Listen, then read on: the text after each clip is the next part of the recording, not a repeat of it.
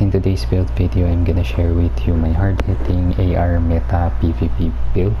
So this build is the one I'm using on the last DZ Manhunt run we did, and in this build it's using the Meta AR Meta template for TU 12.1, but instead of the usual mask, which is the Coyote's mask, I'm using my Seska mask, and then I use an improvised holster. So why the improvised holster? Since I want more crit damage. So I tried the differentiating between those two builds. So the standard meta, wherein you have the Seska holster and then the Coyote's mask on the mask or as your equipment for that gear slot, and it gives me that the decent damage, but when I tried this setup it has more damage. So based on what I experienced, this build is much more hard hitting compared to the usual meta. So for the gear sets, first let me start with my specialization. So I'm using Firewall specialization, since this one is the best specialization for PvP, since it gives you the striker shield, which boosts your damage for every player or enemy in front of you, and also boosts the damage for your teammates who are standing behind you. So I'm also using the scanner pulse as my secondary skill, so that I can locate my enemies or see if someone is trying to flank us. For the weapons, I'm using the FAMAS 2010 with InSync. So it's fitted with rugged mini reflex sight for that crit chance, laser pointer for crit chance, and muzzle brake 5.56 for the crit chance. So it's fully spec'd with crit chance, and the only difference is when it comes to the sturdy extended 5.56 mag, which maxes out my maximum ammo count for this gun. So it gives that plus 20 extra round. And then for the attributes, it has assault rifle damage, shell damage, and the most important part wherein you set the attribute to damage the target out of cover. So you want that damage the target out of cover as an extra source of damage, since it's multiplicative bonus damage, together with the InSync, which procs whenever you open your shield and then shoot an enemy. So that gives you double the damage. So it gives you 30% weapon damage whenever you're shooting someone and after you activate your shield. Okay, so for the secondary, I'm using the same FAMAS 2010, but for this one I'm using Optimist. So there are times wherein your shield is broken under fire, and sometimes you're hiding and you need to shoot someone without using your shield. So you can switch to this weapon whenever you're trying to hit someone without the use of your shield or without proccing the InSync talent.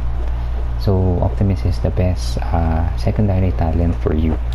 Okay, so for the pistol, I'm just using First Wave PF45. So this is fitted with extended pistol mag for that extra 11 rounds, and then compact couple small laser for that plus 10% crit chance. Its attributes are set to pistol damage and of course damage to target out of cover, and then the talent is set to string, wherein it grants me a maximum of 50% extra crit damage whenever I stacked it up to 5 times. So it stacks up 10% crit damage for every 0.5 seconds I'm firing this gun. Okay, so let's go with the gear pieces. Okay, so for the mask, I'm using the Seska mask for that bonus plus 10% crit chance. Okay, so the gear set bonus is 10% crit chance, and then attributes are set to weapon damage, crit chance. So it's important to have crit chance and crit damage. And then I spec the mod for an extra 12% crit damage. So for the build, I am using 3 reds and then 3 blues because this is the most balanced set up for AR build right now. So 1.1 is good. It has high damage, but the survivability is quite low. So I tried using 3 blues, and then I tried to check what setup or combination of gears is good for my playstyle, wherein I can get more damage even though I have 1.3 M armor. And this is the build or the setup that I find that is effective for me. So for the backpack, I'm using the Grupo Sombra backpack for that extra 15% crit damage from the gear set bonus. And then it has weapon damage, crit chance, crit damage, and a mod slot spec for crit damage. It has Vigilance Talent, wherein it allows me to have that plus 25% extra damage, and as long as I'm not getting damage, so this buff is activated and it is disabled for 4 seconds whenever someone applies or someone deals damage to my agent. Okay, so for the chest piece, I'm just using Fenris for the 10% assault rifle damage. So this one is also important for the build since you want to max out your damage as much as you can. And then it has weapon damage, crit chance, crit damage. So it's important basically to have crit chance and crit damage, since crit damage is also multiplicative bonus damage. So you want to have all that multiplicative bonus so that you can boost your damage output. For the mod slot, I spec crit damage for this one, and for the talent, I'm just running Unbreakable since for me I find more survivability better, and I find it much more fitted for my playstyle. So you can also spec different talents for this. You can go with Spotter and then change your weapon. Instead of using FAMAS, you can use other AR which can be fitted with that Technician laser pointer for that Spotter to proc, and you can also use Obliterate or Glass Cannon depending on your preference or your playstyle. So again, this is not something which is only meant for Unbreakable. You can use any talent you want, any setup you want. So this is just to give you an idea how you can get balance number or amount of red core attributes and blue core attributes. So for the gloves, I'm using the Meta Contractor's Glove since it gives me that 8% damage to armor, which is another multiplicative bonus damage, and it boosts your damage to a higher value.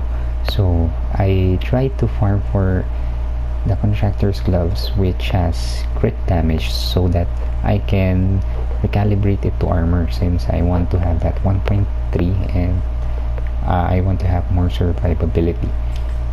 For the holster, I'm just using the improvised holster. So improvised holster is the type of holster wherein you may want to craft it.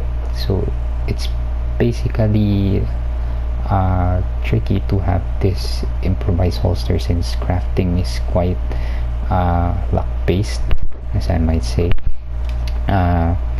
You can just keep on crafting as long as you have materials, but if you want to have that ability wherein you never run out of material for both optimization and crafting, all you have to do is level up your main agent for up to at least 2000 SHD level or more, and then you can create a new agent and then just finish the whole New York storyline, and then it will gain a specific amount of SHD points based on your agent's level. So for example, if you're around 2500 SHD level and then you created a new agent, finished the Warlords of New York storyline, you will get at least 1500 or more SHT points, and then if you have 3000 plus, you will get 2000 to 2500 plus SHT points. So it's good to have another character so that you can optimize every gear, or you can craft improvised gear. So improvised gears is important because as I mentioned, it has an extra mod slot for that extra crit damage. So you have Grupo for that plus 15, and then combined with this improvised also, you get another crit damage of 12%, and also it can both have that crit damage, crit chance, and armor attributes. For the last piece, which is my knee pads, I used Fox Sprayer, since this one is also a meta knee pads, because of its 8% damage to target out of cover, which gives additional bonus damage. So it's also spec with crit damage, and then I recalibrated it to armor. So these three pieces gives me 1.3 million armor. So let's check the stats. For the stats, basically it's the same for both my primary and secondary, so it's both FAMAS 2010. It has 86k weapon damage, so this one is applied on PvE, and whenever you are not normalize PvP.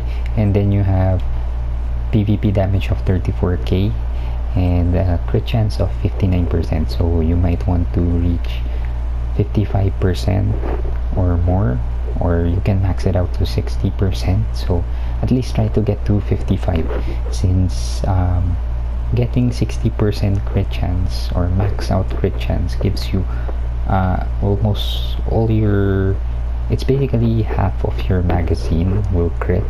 But most of the time when you have 60% crit chance, it's like every shot you make is critical. And then when you have 59%, it's basically almost 1% away from max. So this one is good. And then you have 180% crit damage. So if somebody in your team is also equipped with Coyote's Mask, it goes to up to 200%. And then you have 8% armor damage, or damage to armor, because of your Contractor's Gloves. So this also boosts your damage together with your crit damage, and your 18% damage to target out of cover coming from your weapon and your knee pads. So it's not listed on the stats, but it's always activated. So this is my build that I'm currently running right now, so you can use it in both PvE and PvP. Hope this build helps you guys in playing the Division 2.